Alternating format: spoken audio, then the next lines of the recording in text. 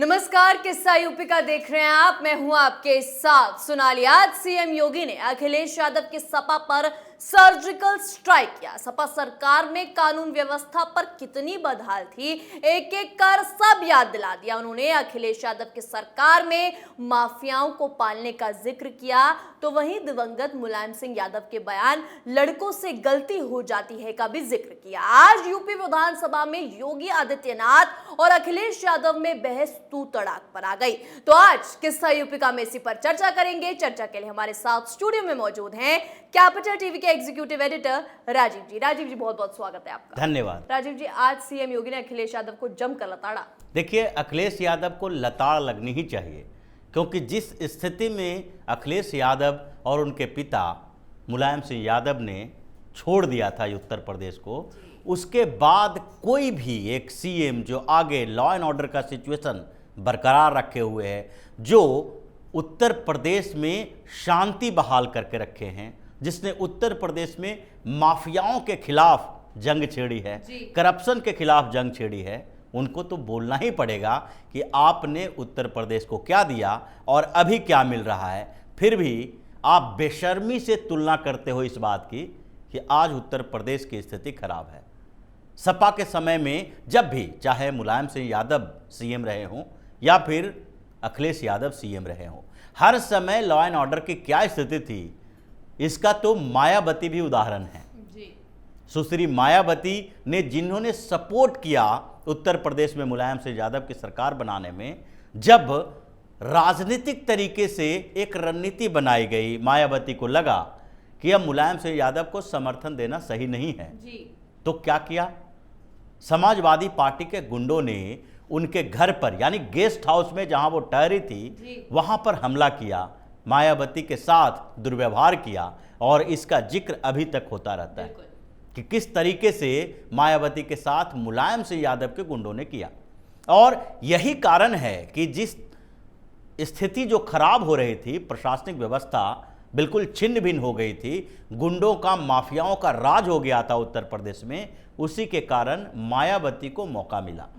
नहीं तो मायावती जो तिलक तराजू और तलवार की बात करती थी, वही तिलक को अपने साथ लाई।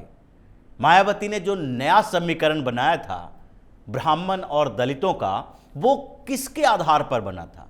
यह समीकरण इसलिए बना था क्योंकि ब्राह्मणों को लगने लगा, या फिर सामान्य वर्ग के सभी लोगों को लगने लगा कि मुलायम सिंह यादव के खिलाफ अभी भारतीय जनता पार्टी मजबूत नहीं है, कांग्रेस उस स्थिति में नहीं है कि उनके खिलाफ यहां पर राजनीतिक जंग जीती जा सकती है। तो इसलिए सतीश मिश्रा के नेतृत्व में मायावती के साथ मिलकर एक मुलायम सिंह यादव के खिलाफ उत्तर प्रदेश में एकता बनी, और इसी के कारण मुलायम सिंह यादव की हार भी हुई, मायावती की सरकार भी बनी थी।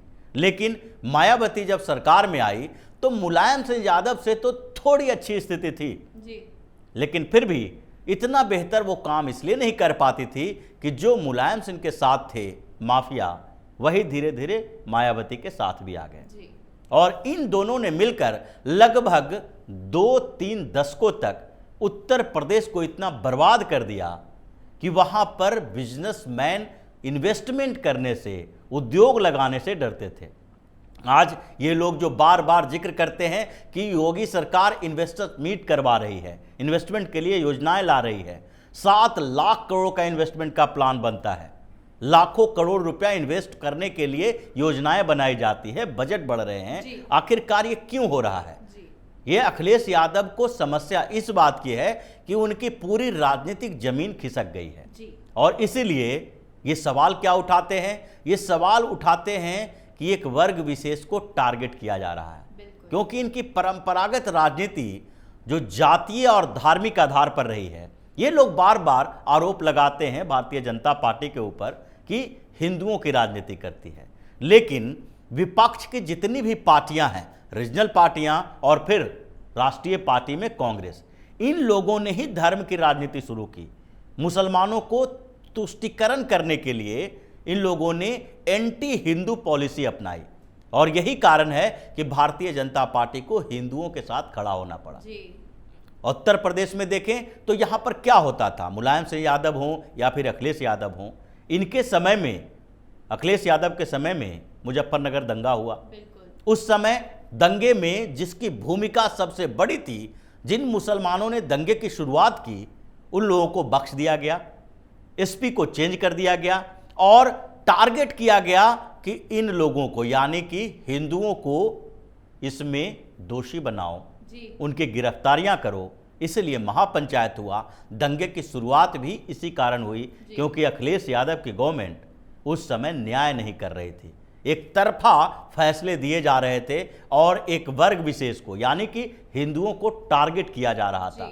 इनकी पॉलिसी थी कि अगर मुस्लिम नाराज हो जाएंगे तो फिर हम राजनीति कैसे कर पाएंगे, अगर हिंदू नाराज हो जाएंगे तो उसमें फूट डाल सकते हैं, जातीय की राजनीति कर सकते हैं। आज भी अखिलेश यादव यही कर रहे हैं। स्वामी प्रसाद मौर्य को बढ़ावा देकर उन्होंने टारगेट क्या किया है कि लोध और मौर्य ये दो समुदाय हैं, इसको यादवों के साथ अपने साथ जोड़ो, क्योंकि पिछले दिनों भारतीय जनता पार्टी ने जो 2 चुनावों में स्ट्रेटजी बनाई उसमें यह शामिल था कि मायावती के साथ लड़ना है तो नन जाटव दलितों का समीकरण बनाओ, उनके नेताओं को अपने साथ लाओ और उनको विश्वास दिलाओ कि ये दलित की राजनीति करने वाली नहीं है, बल्कि दलितों में भी एक जाति विशेष की राजनीति कर रही हैं, दलितों को भरमा रही हैं, ये उनके लिए कुछ करती नहीं है। उसी तरीके से अखिलेश यादव के लिए बनाया गया नन यादव ओबीसी वर्ग जो हैं, जो यादव हैं वो ज़्यादातर अखिलेश यादव के अंधभक्त हैं, लेकिन फिर भी उसमें से भी अब जो पढ़े लिखे वर्ग हैं वो लोग धीरे धीरे ये समझने के लिए मजबूर हो रहे हैं, अपने आप को समझा रहे हैं कि सिर्फ जातीय आधार पर राजनीति नहीं होगी, विकास की राजनीति होगी। तो आज जो स्थिति विधानसभा के अंदर हुई है और योगी सरकार ने और सीएम योगी ने जिस तरीके से अखिलेश यादव को चैलेंज किया है, वो साफ इंडिकेशन है कि उत्तर प्रदेश में माफिया राज नहीं चलेगा। और अखिलेश यादव के जितने लोग हैं, रामनाथ यादव हों, अतीक अहमद, मुख्तार अंसारी जैसे लोग हों, ये सारे के सारे तो जेल के अंदर ही रहेंगे, चाहे आप जितना भी राजनीतिक बखेड़ा करा कर लो। और इन्हीं लोगों से अखिलेश यादव जैसे राजनेताओं को एनर्जी मिलती है। ये सोचते हैं कि जब तक माफिया नहीं रहेंगे हमारा साथ कौन देगा। जो ये माफिया हैं ये पैसे भी देते हैं, फंड भी देते हैं और लोगों को डरा धमकाकर इनका समर्थन भी करवाते हैं। और यही डर अखिलेश यादव को लग रहा है कि जब गुंडागर्दी खत्म हो जाएगा, माफियागिरी खत्म हो जाएगा तो हमारे लिए डर कौन पैदा करेगा। अब तो डर ही खत्म होता जा रहा है।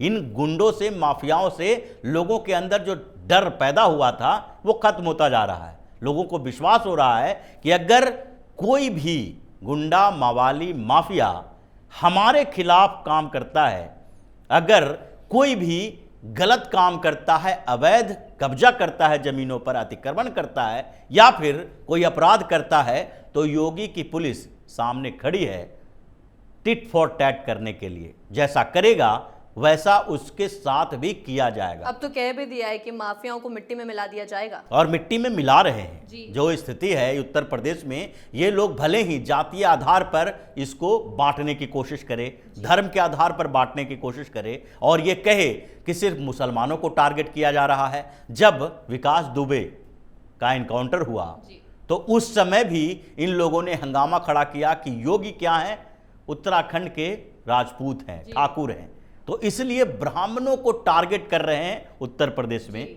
ये ठाकुरों की राजनीति करने लगे, ब्राह्मणों की राजनीति करने लगे, क्योंकि इनको लग रहा था कि ब्राह्मण कुछ न कुछ भारतीय जनता पार्टी से नाराज हों, जिसके कारण उनका समर्थन उसी तरीके से समाजवादी पार्टी में आए जैसे कि भारतीय जनता पार्टी या कांग्रेस से अलग होकर इन लोगों ने मायावती का साथ दिया था। और मायावती का जो सोशल इंजीनियरिंग बदला था, जो दलित और ब्राह्मणों का समीकरण हुआ था, उसी तरीके से समाजवादी पार्टी को ओबीसी के साथ ब्राह्मणों का कुछ वोट मिल जाए। और इसलिए सपा ने उस बीच ब्राह्मणों के संगठनों के साथ मुलाकात की। अखिलेश यादव मंच पर जा रहे थे, अखिलेश यादव परशुराम की जयंती मना रहे थे, भगवान परशुराम की मूर्तियां लगा रहे थे, लेकिन वो उनका मकसद कामयाब नहीं हुआ, क्योंकि जातीयता अपनी जगह है, धर्म अपनी जगह है, विकास को तवज्जो दिया जाएगा। हर व्यक्ति को लगता है कि कुछ भी हो लेकिन लॉ एंड ऑर्डर का सिचुएशन क्रिएट ना हो, लॉ एंड ऑर्डर मेंटेन रहे, लोगों को अपने लिए सुरक्षा की भावना हो, परिवार के लिए सुरक्षा की भावना हो। और इसलिए जो अखिलेश यादव ने किया है उसको माफ नहीं किया जा सकता। योगी ने साफ तौर पर जो बोला है उसका नतीजा अब धीरे धीरे सामने आएगा। क्या हुआ, जब राजू पाल के हत्या के मुख्य गवाह जो रहे हैं, जिसके आधार पर अतीक अहमद के पूरे गुंडा गैंग का सफाया हो सकता था, उस उमेश पाल की हत्या सरेआम कर दी जाती है। लेकिन जब हत्या हुई तो उसके बाद पुलिस का एक्शन हुआ। यही राजू पाल की जब हत्या हुई थी तो एक्शन क्यों नहीं हुआ था? इतना जबरदस्त एक्शन अगर हुआ होता तो उसी समय अतीक अहमद जेल की सलाखों के पीछे होता, इसका पूरा परिवार जेल में होता। ये जो अवैध कब्जा करके प्रयागराज में इतना जमीन, प्लॉट, मकान बनाए हुए था, वो सारे के सारे जब्त कर लिए होते। 2005 का मसला है, लेकिन अब तक उसके खिलाफ कार्रवाई कब शुरू हुई? जब सरकार पर भरोसा नहीं रहा, उत्तर प्रदेश की पुलिस पर उस समय भरोसा नहीं रहा, तो सीबीआई की जांच की मांग की गई। सीबीआई इसका इन्वेस्टिगेशन करने पहुंची तो इन लोगों को लगा अब सीबीआई को तो चेंज नहीं किया जा सकता, उसके ऊपर इनका अधिकार नहीं है। तो इन लोगों ने एक नया रास्ता अपनाया कि अगर ये गवाही मिल गई और गवाही के बाद सजा इन लोगों को मिलना शुरू हुआ तो अतीक अहमद तो जेल में है ही, उसका बेटा, भाई सब जेल के अंदर होगा। और इसीलिए ये हत्या प्लांट किया गया। लगा कि इसका भी इन्वेस्टिगेशन होगा। इन्वेस्टिगेशन के बाद जो सामने में शूटर है वो तो अतीक अहमद के परिवार का नहीं है, तो ऐसे में जब शूटर पकड़ा जाएगा, वो उगलेगा, बताएगा, उसके बाद अतीक अहमद के परिवार पर कार्रवाई होगी।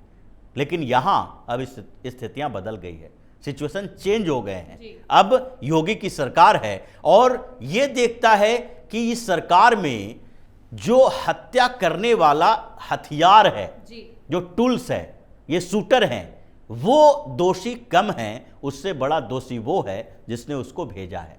और जो पहले से ही शक था कि अतीक अहमद के खिलाफ ये गवाही देने वाला है, उसके परिवार के खिलाफ, भाई के खिलाफ, बेटे के खिलाफ, तो उन लोगों ने ही ये हत्या करवाई है, तो इसी के ऊपर एफआईआर दर्ज होगा।